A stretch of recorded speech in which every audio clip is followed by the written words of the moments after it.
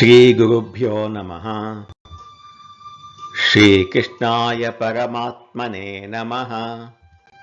భగవద్గీత అక్షర పరబ్రహ్మ యోగంలో ఈరోజు మనం 24, 25 శ్లోకాలను తెలుసుకుందాము.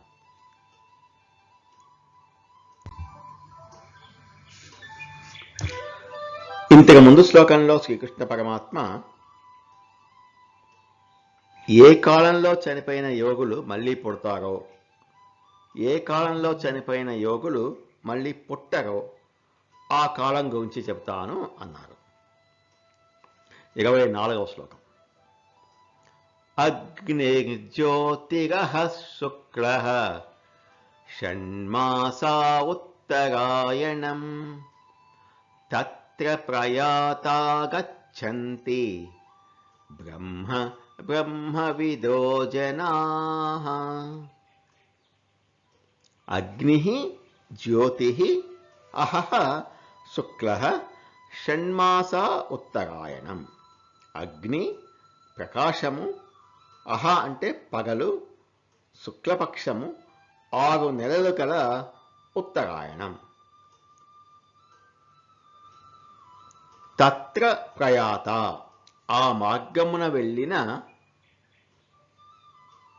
బ్రహ్మవిదః జనాః బ్రహ్మవేత్తలైన జనులు బ్రహ్మ గచ్చంతి బ్రహ్మమును పొందుచున్నారు.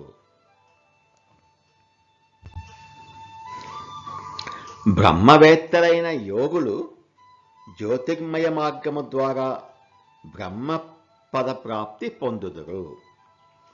ఈ జ్యోతిర్మయ మార్గమునకు అధిదేవత అగ్ని.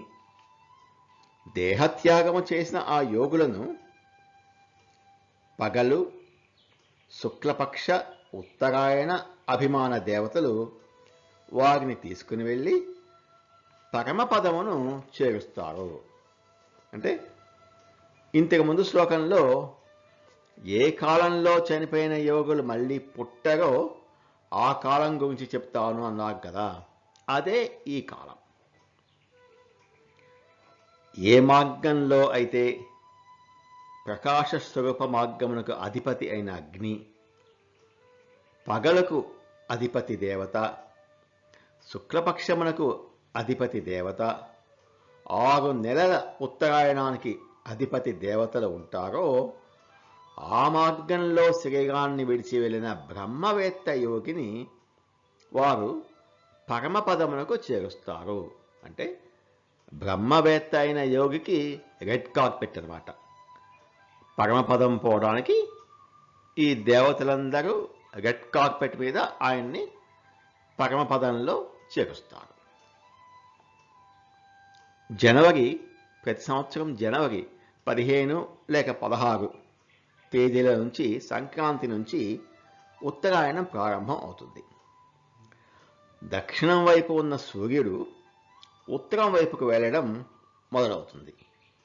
మరియు పగటి సమయము పెరుగుతూ ఉంటుంది. అటువంటి 6 నెలల కాలంలో పగలు శుక్లపక్షంలో దేహత్యాగము చేసిన బ్రహ్మవేత్తలైన యోగులు జ్యోతిర్మయ మార్గము ద్వారా బ్రహ్మపద ప్రాప్తి పొందుతారు అంటున్నారు శ్రీకృష్ణ పరమాత్మ.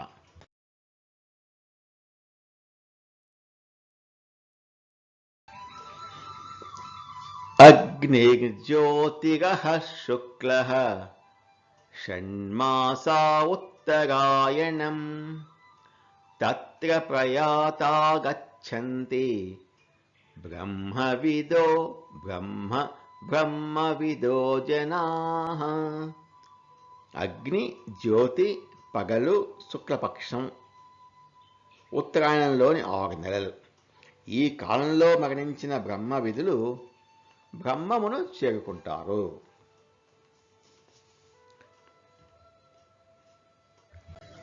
ఏ కాలంలో చనిపోయిన యోగులు మళ్ళీ పుడతారో ఈ 25వ శ్లోకంలో వివరిస్తున్నారు. ధూమో రాత్రిస్తథా కృష్ణః షణ్మాసా దక్షిణాయనం తత్ర చాంద్రమసం జ్యోతి యోగి ప్రాప్య నివర్తతే. ధూమః రాత్రిః తథా కృష్ణః షణ్మాసా దక్షిణాయనం. ధూమము అంటే పొగ, పొగ రాత్రి కృష్ణపక్షము 6 నెలలు గల దక్షిణాయనం.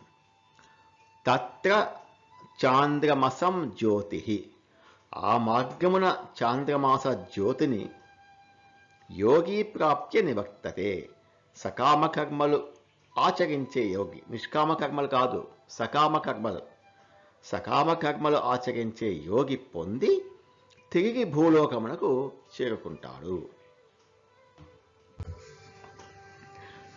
సకామ కర్మ యోగులు ధూమ్ర మార్గం ద్వారా స్వర్గాది లోకములకు చేరుతారు. దేహత్యాగం చేసిన ఈ సకామ కర్మ యోగులను రాత్రి కృష్ణపక్ష దక్షిణాయన అభిమాన దేవతలు ధూమ్ర మార్గంలో తీసుకునిపోయి స్వర్గాది లోకాలకు చేరుస్తారు.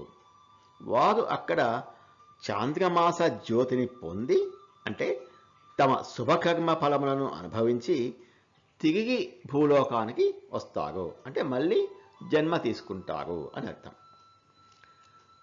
ఏ మార్గములో అయితే ధూమమునకు అధిపతి దేవత, రాత్రికి అధిపతి దేవత, కృష్ణపక్షమునకు అధిపతి దేవత మరియు 6 నెలల దక్షిణాయనమునకు అధిపతి దేవత ఉంటారో, ఆ మార్గంలో శరీరాన్ని విడిచి వెళ్ళిన సకామ కర్మ యోగి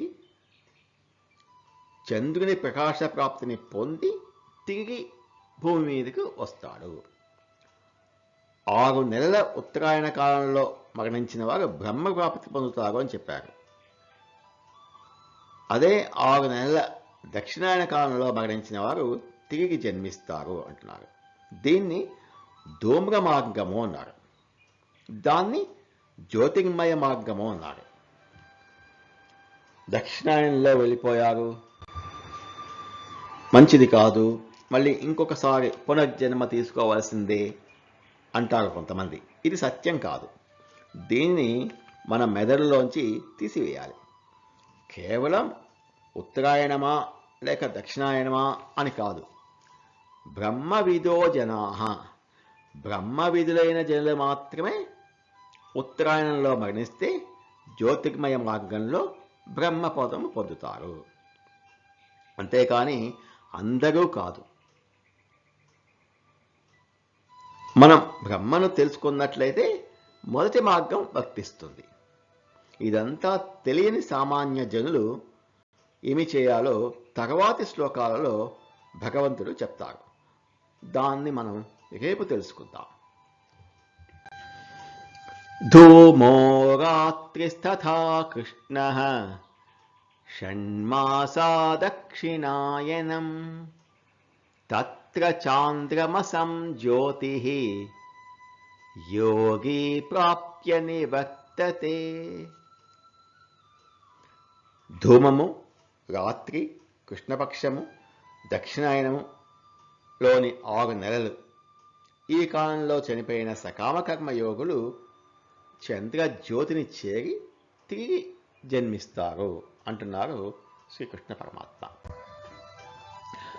నమో భగవతే వాసుదేవాయ. ఏతత్ ఫలం శ్రీకృష్ణార్పణమస్తు. స్వస్తి.